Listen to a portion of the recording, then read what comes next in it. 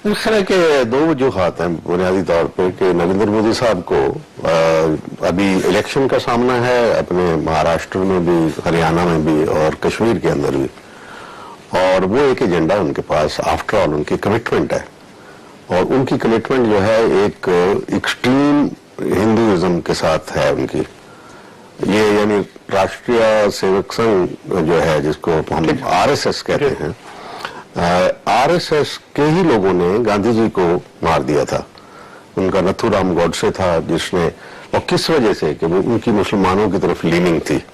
तो उनकी पॉलिसीज जो हैं कोर में ये anti Muslim, end of course Kashmir के ऊपर इन्होंने अपने मंशूर में बताया हुआ हिंदुत्व का एक तो बात की हुई है, यानी कि इनका जो पहले नारा हुआ करता था, Hinduised India and militarise the Hindus, ये एक इनका प्री पार्टीशन नारा हुआ करता था। और फिर उसके बाद इन्होंने, आपने देखा है कि कहा है कि हम यहाँ पे हिंदुइज्म को बढ़ाएंगे, यानी अगर मुसलमान, तो मुसलमानों की भी गुंजाइश नहीं। रमजान में वो ठोस रहे थे रोजे वाले मुसलमान के, और उस पर लोकसभा के अंदर उसमें अप्रूवल दिया गया कि उन्होंने कहा क्या हुआ, ये तो ठीक है इसके लिए। ठीक, तो इनका आर्टिकल 370 जो एक स्पेशल, इसको खत्म करने के लिए, one they finish the article 370 तो फिर इनको आजाद कश्मीर को भी लेना होगा, यानी पूरा मर्ज कर देंगे अगर उसके अंदर, यूनियन के अंदर। तो पहली तो वायलेशन यही है कि 370। अच्छा बताइए, नरेंद्र मोदी साहब जंग चाहते हैं पाकिस्तान के साथ? मेरा नहीं ख्याल कि वो चाहते भी हो तो कर सकेंगे, जंग नहीं होगी। मैं आई डोंट थिंक सो, क्योंकि किसी को सूट नहीं करता न्यूक्लियर पावर का। और फिर जिन लोगों ने इनको सपोर्ट किया, जरा मोदी साहब की सपोर्ट के पीछे देखे ना, कारपोरेट इंडिया, उन्होंने सपोर्ट किया।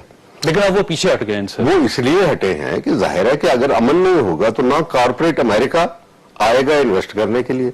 $800 मिलियन टोटल अभी तक इन्वेस्टमेंट इंडिया की में हुई है, अमेरिका की, जबकि चाइना ने $20 बिलियन कमिट किया है, जापान ने $35 बिलियन किया है। तो नरेंद्र मोदी साहब तो अपने एक कॉन्ट्रडिक्शन में ये खत्म हो जाएंगे, लेकिन क्योंकि उनकी अपनी जो कोर कॉन्स्टिट्यूएंसी है उसके साथ कमिटमेंट है उसको करने के लिए, ये स्कर्विशेस रहेंगी। मैं ये नहीं कहता कि अगर ये दोनों जीत गए, जैसा कि वो अब एक पर्सनल उनका जो स्टाइल ऑफ पॉलिटिक्स है वो फैशिस्ट है, वो जमहूरी नहीं है।